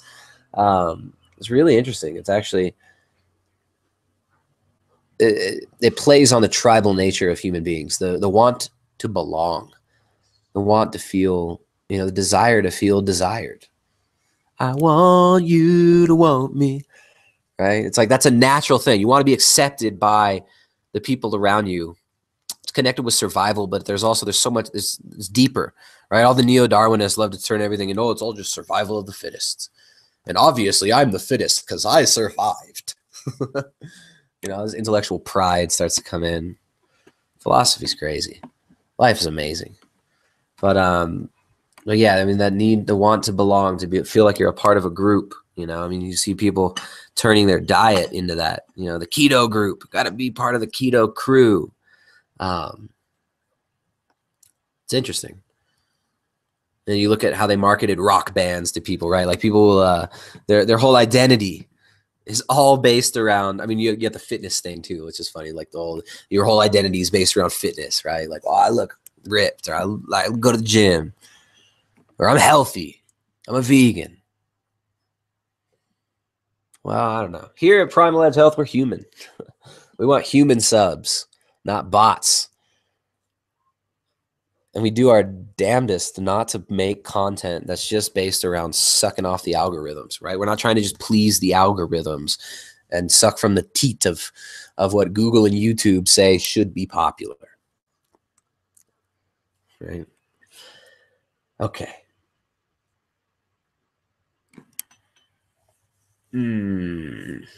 Brian says Primal Edge really is the best live content and otherwise. Oh, come on. Stop it. Eslam says, what do you think of Elon Musk? I don't know Elon Musk. I don't know him. I think it's interesting that he's like publicly made certain statements on AI recently, like how he's really concerned with the direction that many people are trying to push AI. I don't know if he's really trying to warn people or if, I don't know.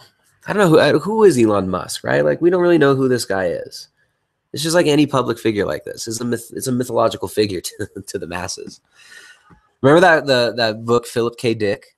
From Philip K. Dick, Do Androids Dream of Electric Sheep? And like the deity was this this guy on TV was their god. But nobody really knew if he was real or not. I think they called him Mercer. But it was just like the face on the TV, and nobody knew if he was really even a real person. Or it was something weird like that. That might have been a different PKD book, but Philip K. Dick had some funny stuff back then. Yeah, I don't know. Maybe Elon Musk. Who knows? Elon Musk. What do I think about his company? I don't like the automation stuff, the self-driving vehicles, taking away the right to drive. I mean, essentially also creating an entire grid of vehicles that are not. I don't trust. All these people are programmed not to trust other people and to think other people are bad. But then the robots that are made by people, we're supposed to just completely put our trust into these automated driving systems and stuff. I think it's insane. I think it's insanity. So I don't know, man. I don't know what Elon Musk is really all about. I don't know if he's really was trying to warn people about the dangers of AI and how these people are trying to, they're just creating these insane control grids using AI. I'm not sure if he's really trying to warn people or if something else is going on. I'd love to meet him. I'm gonna sit down and have some low carb cookies with Elon Musk. I don't know. Ask Dave Asprey. He hangs out with all these like futurists and all these Silicon Valley teat suckers. What books on philosophy you recommend? I don't know. You just read everything, but don't believe them all. When you read philosophy, it's like you're reading through someone else's interpretation of reality. The philosophy is fantastic. It's very interesting. I don't know. Some stuff that I've liked. I always like some of the first stuff I read was like Jung and Nietzsche in college. I really liked that. But then like a lot of this other stuff like Kant and Descartes, all this, I don't know. Like the Western philosophy is full of nonsense too. Same with Eastern philosophy. There's nonsense in all of it. There's distortion possible in everything, but I don't know. There's read everything, question everything. Eslam says Elon believes in making robots work for people, tax robots to introduce basic income, eliminate jobs for free people to live, explore, and discover. Yeah, right. Well, you have robots to allow automation for the elect, right? Just all right. So yeah, I don't know. I'm not really sure what Elon believes. I don't know. Genetic flotsam. What? What are you talking about? Booty still popping, says Brian Street. What? What are you people talking about? All right, Becky Boo says, I fasted for several months. Then one day my body says, no, I want you to eat breakfast again. So I listened. When you find the knack to listening to your instinct and keep things simple, life is great. Hey, I agree, but we got to be careful too, because sometimes our body will lie to us. Sometimes our body will say, you need Pop-Tarts. Sometimes our body will say you need something you really don't need or want. But absolutely, if we do learn to interpret it correctly and we kind of, through experience, we can kind of gain the wisdom to hear what our body's really telling us and to hear what circumstances are really telling us. Okay. Tora J says, I mean, keeping the booty is the goal in all my weight loss regimens.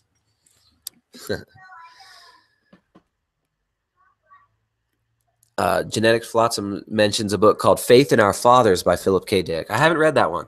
I liked the penultimate truth where they have the whole population living underground in this book by Philip K. Dick. It's fascinating.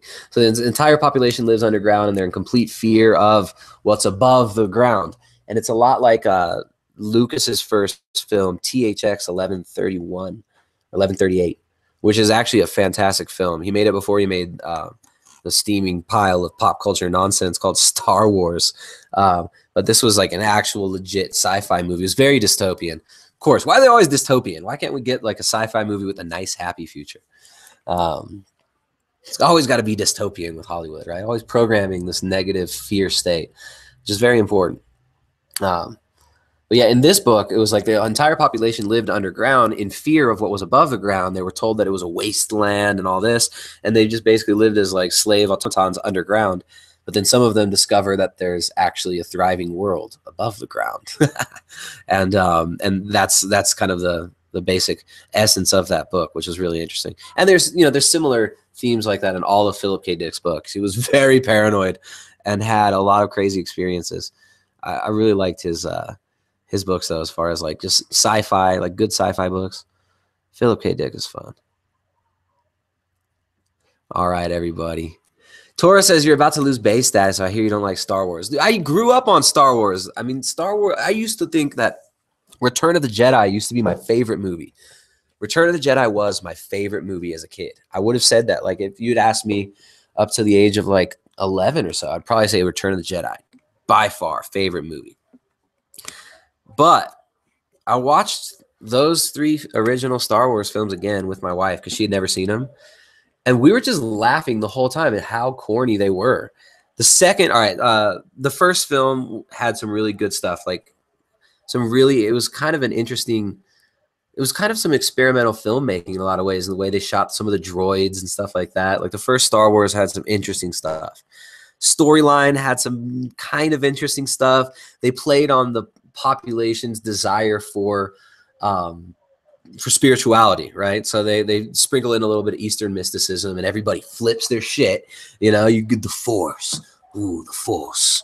Use the Force. So everyone flips their shit. You give them like a little hint of the reality of the spiritual realms that we live in, that we all have access to constantly, but we're tricked into denying. So you give you a little bit of that, which was, a lot of people thought that was real cool. But man, the rest of that movie, it was all right. But the second film was great.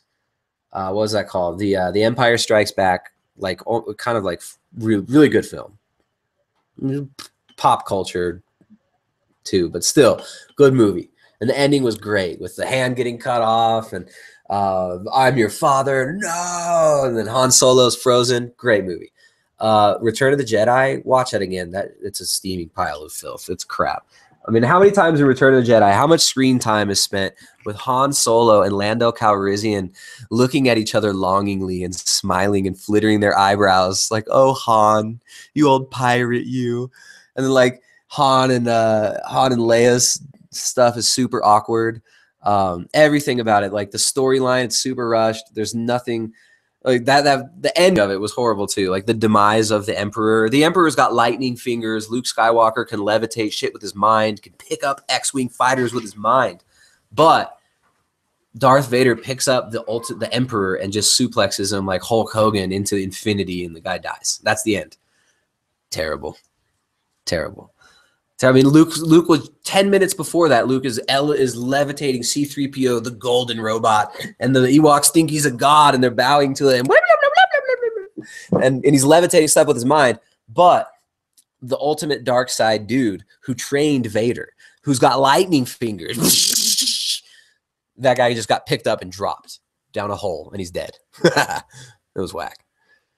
All right, Emilier, what's up, Emilier? All right. Eslam says, I respect people that are passionate about things, but I get suspicious if they really are passionate or driven by herd control. What, people who are driven by the herd, who just want to join the herd, or who people who are obsessed with just controlling the herd? Tora J says that's the best movie recap I heard. Thank you. That's it, right? Yeah, I mean, I think they blinded everybody with like the Force stuff, and also with Princess Leia like dressing her up, and of course she's sexualized as like a slave. Like she the coolest part of the whole movie was Princess Leia dressed up as a sex slave with big old Jabba the Hutt, big old Harvey Weinstein looking thing with her on a chain. It's like, I don't know. Don Mateo says, I watched Place Beyond the Pines. Good movie. Good one, right? Hey, how about They Live? They Live, 1980 something, 82 or 80. I think it was 87 maybe. I think it was the year I was born. John Carpenter's They Live. Watch that movie. That's that's a fantastic movie. It's hilarious, but it's also dead serious at the same time. Place Beyond the Pines, real good film too. I liked that one. What else is good? You know what we watched? You know what Jessica and I watched? Sorry, you guys just want some keto stuff? You guys just want keto stuff? We can talk about that. But you know what Jessica and I watched? That show, Vice Principals, the second season. That, dude, we watched like the first 4 episodes. Show's hilarious. Eslam says, what do you think of Louis C.K.? I heard some stuff from him that I liked. I'm not that familiar with the stuff. I've kind of tuned out from a lot of I used to be really into the comedy scene and all that stuff back in the day, but I don't really look so much into it.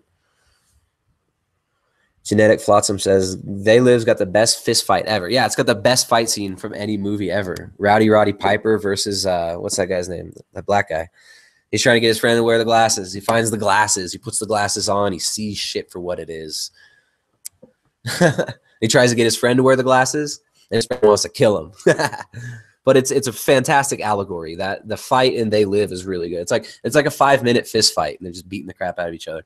He's like, put the glasses on. He's like, no, I ain't putting those on.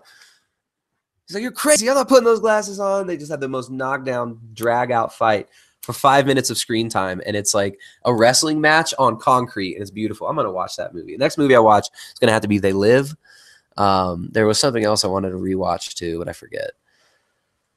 All right, Roth G says, a couple weeks ago, I asked you about how to break my plateau on keto, and you gave me some advice. I followed them, but still can't lose a gram of fat. Do you think I should try carbs again? Dude, I don't know what you're doing. I gave you advice, but it's like my advice isn't even like, it's almost like my computer might shut off soon. I gave you advice, but it's like, this is YouTube, man. You give me 10 words, I spit out some advice. So yeah, I don't know what you're doing, man. If you want like to private consult with me or something like that, you can. I don't know. You haven't lost fat. You haven't lost fat because you haven't lost fat. You got to figure something out. You got to look at your lifestyle, look at your stress levels, look at what you're eating, the timing of what you're eating, but most of all, how much you're eating. That's going to determine fat loss. So yeah, look into it. Heather says Vice Principals is funny. Yeah, it was. The film Silence by Scorsese. Yeah, I used to like Scorsese, but then I don't know. I forgot. You know, his best movie was Scorsese's best film, in my opinion, Gangs of New York. Underrated. Completely underrated. Why did they demonetize your video? I don't know. My video yesterday was deemed not appropriate for all advertisers. So, yeah, I don't know. A lot of my videos have been demonetized lately, and actually I've been kind of, I don't know. Whatever. The algorithms don't like me. It's all good. Quality, not quantity. Okay. Did I dispute? Yeah, I disputed. We'll see what happens. I'm not going to complain until they throw it back. It's all algorithmically based. So who knows why? Who knows why I was demonetized? So it's like the algorithms, you can also, I mean, if you're Google, you know every private message everyone's ever sent, you know every account they've ever been linked to, everything. So you can just start demonetizing people based on whatever views they have. I'm not saying that's what goes on, but if I was Google, that's like, if I didn't give a shit and I had an agenda, that's what I would do. Like I would just demonetize people that are against my agenda. So, I mean, it's not, your content was deemed not friendly to advertisers. I don't know. Maybe the advertisers are pharmaceutical companies, Kraft, Kellogg, and Monsanto. I don't know who the advertisers are. I see who most of the advertisers are in the videos that I watch. It's just like Hollywood stuff. You know, it's the same advertisers you see on television. So of course it's not advertiser friendly. I'm talking about health, I'm talking about reality, I'm talking about life. I'm not sugarcoating it. Heather Laura asks if YouTube removes videos. No, they just demonetize. I'm going to get the cord to plug in this thing. I'll keep talking to you guys. I'll be right back, though.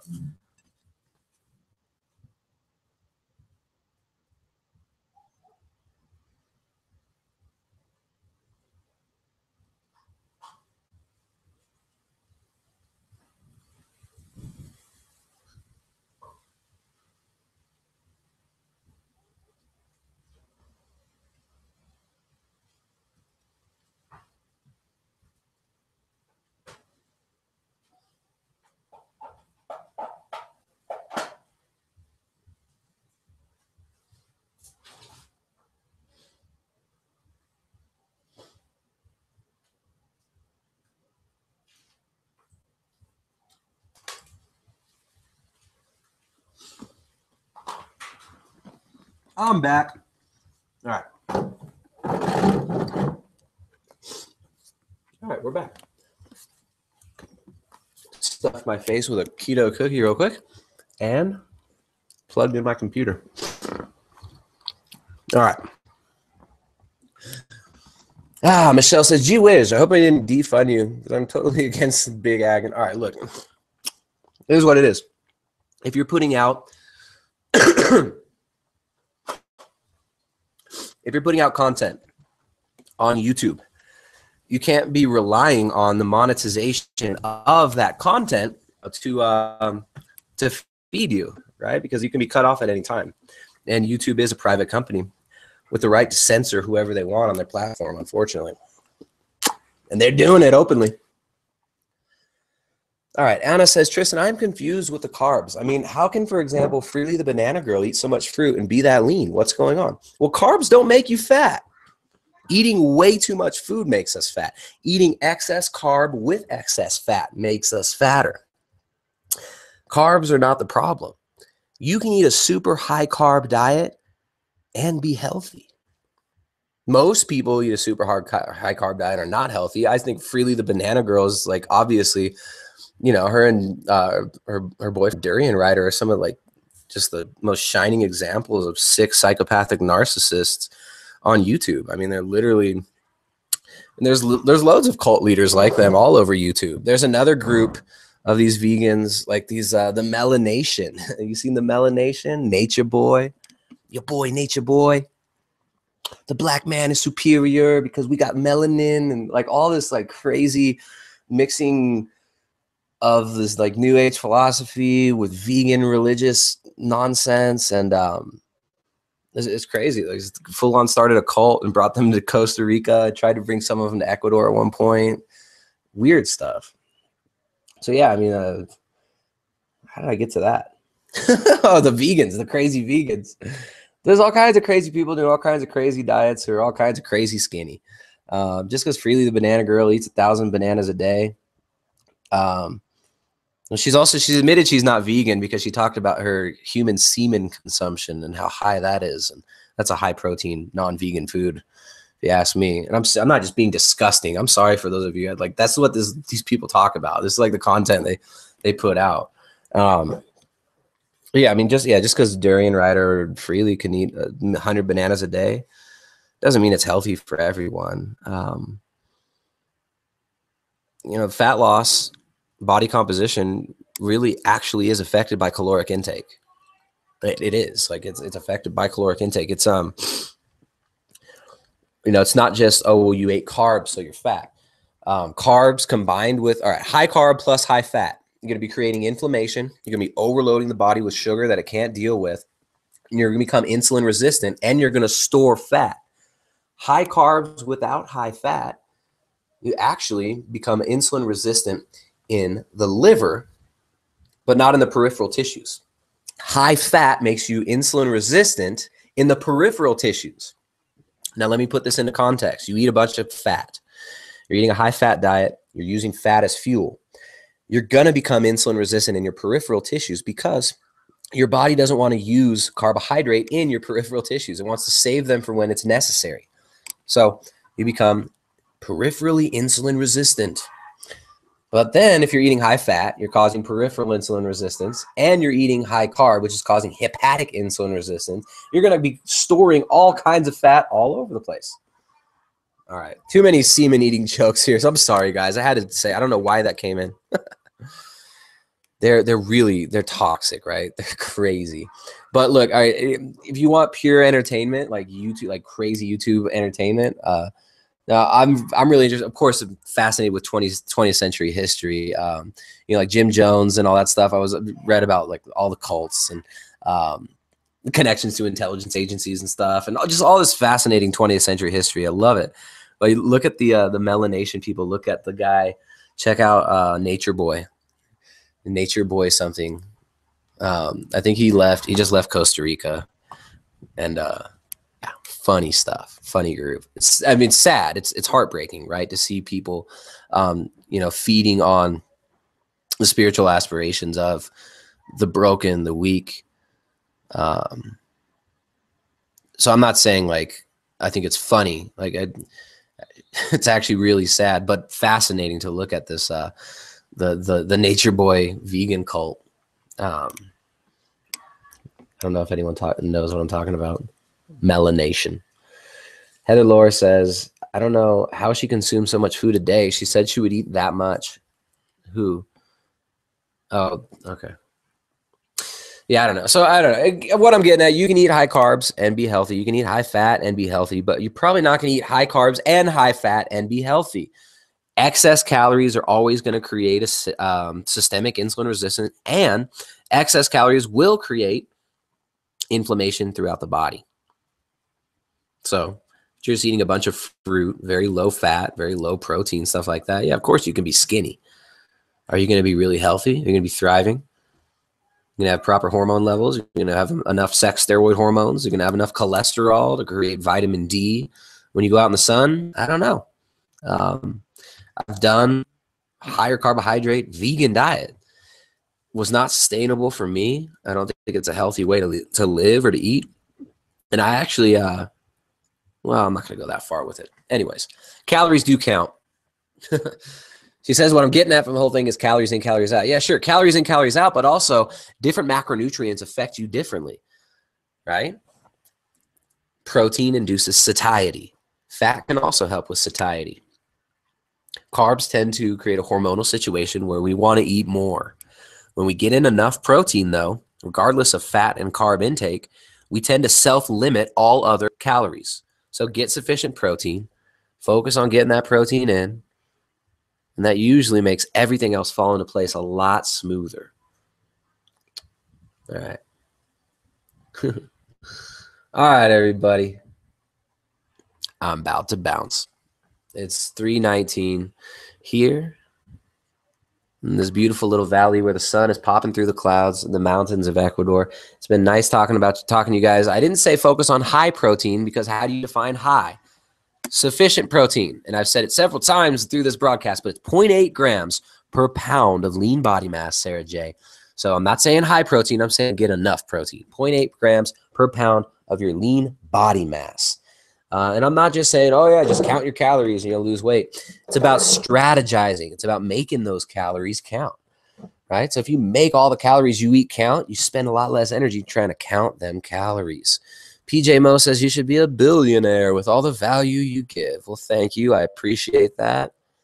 Not sure if I'd want to be a billionaire. Could I make anti-vegan vids? I try not to make anti-vegan vids, although it's sometimes really tempting. Taking off, guys. It's 9 p.m. in Poland. Don, thanks for joining, my friend. I'm glad you're doing so well. Congratulations on your progress. Tora J, thanks for the questions. Thanks for the comments. PJ Mo, Genetic Flotsam. That name just rolls off the tongue, doesn't it? Vic Balls just showed up. Thanks for bringing your balls, Vic Balls. Eslam Omar, see you later, man. Anna, Michelle, Heather, Crystal, Giota Shorts, everybody, Roth G, Becky Boo, Brian Street. Thanks for joining, guys. All right, I'm out. I'm going to go get some sunshine. I'm going to go enjoy my life. And I'm probably going to eat the last ones of these cookies that Jessica made earlier because they're so good. So we talked about a couple of cookbooks today. If you guys like the content rather that you see here and you want to check out more, go to primaledgehealth.com. Both of the cookbooks we discussed, including the Ketogenic Edge cookbook, a training manual for low carb, ketogenic, and paleo cuisine, and the ultimate guide to low carb baking. Both of my wife's books are available exclusively at primaledgehealth.com. For the beginners, for those creating a solid foundation of new nutritional habits, I suggest checking out the Ketogenic Edge cookbook. For those more advanced keto files or people who are trying to share food with other people, if you're trying to share food during the holidays with friends and families, going to potlucks, going to barbecues, going to parties, or if you just want your kids to eat not Oreos, like somebody who gave their kid our zucchini cookies earlier, check out The Ultimate Guide to Low Carb Baking. It's a nice bridge for helping people to get interested in these things and just for giving yourself some really delicious tasting, hyper palatable food when you wants it. So yeah, you can find more at primaledgehealth.com. Thanks for joining, everybody. I'll see you guys next time. Take it easy. Ooh. I'm still live. All right. Go away, guys. Get off of here. Go live your life.